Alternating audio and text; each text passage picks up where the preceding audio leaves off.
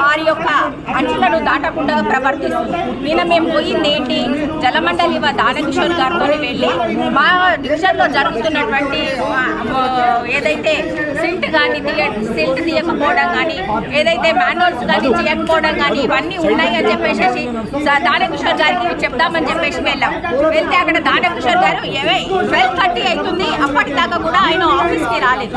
అయినా కూడా మేము వెయిట్ చేస్తామని చెప్పేసి ఉన్నప్పుడు పోలీసులు వచ్చి దౌర్జన్యంగా మమ్మల్ని మెట్ల మీద కూర్చుంటే దౌర్జన్యంగా మమ్మల్ని లాక్కెళ్ళడం జరిగింది.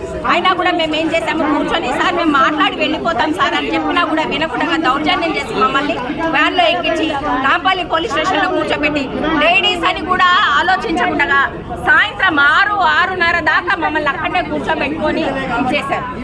మేము ఏం చేసాము, వాళ్ళు సిల్ట్ తీసుకొని పోయి వాళ్ళకి చూపిద్దామని చెప్పేసి వెళ్ళాం. అయితే వీళ్ళకు ఒక్కరోజు సిల్ట్ తీసుకొని పోయి వాళ్ళ ఆఫీస్ దగ్గర పెడితే వాళ్ళంతా మనోభావాలు దెబ్బతిన్నాయి అని అంటున్నారు కదా. మళ్ళీ మాకు మా డివిజన్లో మన తెలుగు ప్రజలకు కానీ ఏ ప్రజలకైనా కానీ ఉన్న మెయిన్ సమస్య ఏంటి, సిల్ట్ తీయడము, డ్రైనేజ్ సమస్య. పండగలకు కానీ పబ్బాలకు కానీ నదుల్లాగా ప్రవహిస్తుంటే సిల్ట్ తీసేసి పక్కన పెడుతుంటే ఈవెన్ వాకిళ్ళు కడిగి ముగ్గులు వేసుకోలేని పరిస్థితిలో ఉంది వాళ్ళ డివిజన్లలో. ఏ డివిజన్ అయినా కానీ అదే పరిస్థితి. ఆ పరిస్థితి ఆయనకు చెప్తామని చెప్పేసి అయితే వాళ్ళకు అంత మనోభావాలు దెబ్బతిన్నాయి అని అంటున్నారు.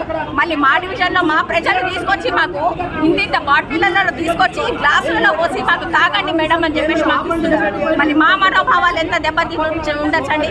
అయినా ఈరోజు జలమండలి వాళ్ళు చేసినది 100% తప్పు.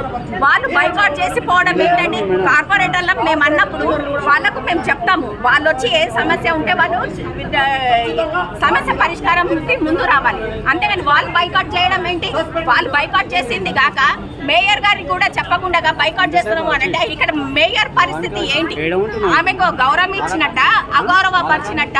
అసలు వాళ్ళు ఎవరైతే జలమండలి వాళ్ళు వచ్చారో వాళ్ళు మాకు తక్షణము క్షమాపణ చెప్పి తీరాల్సిందే. మేము ఏదైతే సమస్యల కోసం ప్రజల సమస్యల కోసం పోరాడుతున్నామో అది మాకు న్యాయం చేకూర్చాలని చెప్పేసి మీడియా తరఫు నుంచి మేము కోరుకుంటున్నాం.